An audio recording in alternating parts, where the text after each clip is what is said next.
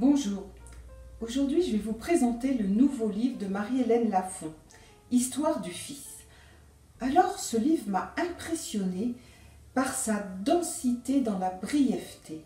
En moins de 200 pages, Marie-Hélène Lafon parvient à nous raconter l'histoire d'une famille sur plusieurs générations de 1908 à 2008, donc la traversée d'un siècle.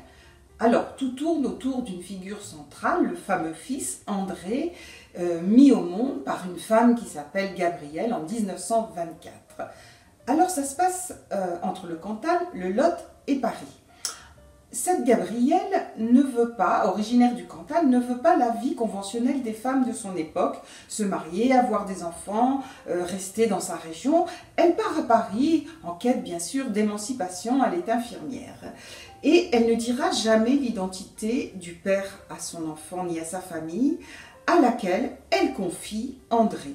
Donc André grandira loin de sa mère, dans le Lot, heureux, entouré de ses cousines, mais taraudé sa vie durant par le manque du père et par le fait de ne pas savoir qui il est. Et à partir de là, il y a une série de tableaux qui remontent en amont d'André et en aval. Ces tableaux prennent vie et c'est comme ça que nous est racontée l'histoire de la famille.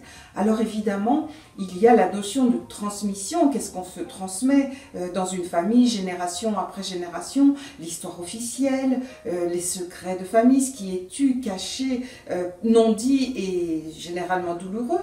Il y a aussi les grands événements, les deux guerres mondiales, la façon dont les membres de la famille ont réagi à ces événements.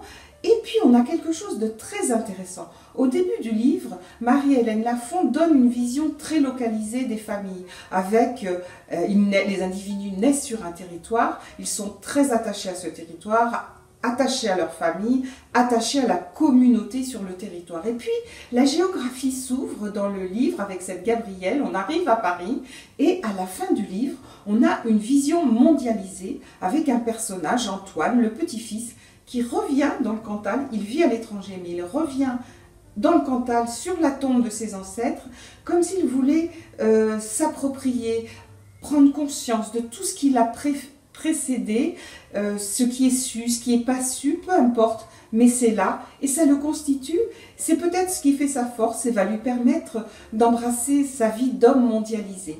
Alors, on lit aussi Marie-Hélène Lafon pour son style, Pas un mot posé à la légère, une tension de la phrase, une rigueur, et cette tension qui se transmet à tout le récit bien sûr, et qui donne beaucoup de profondeur. Quand on pratique une écriture comme celle-là, on creuse le récit, ses implications, on creuse le personnage.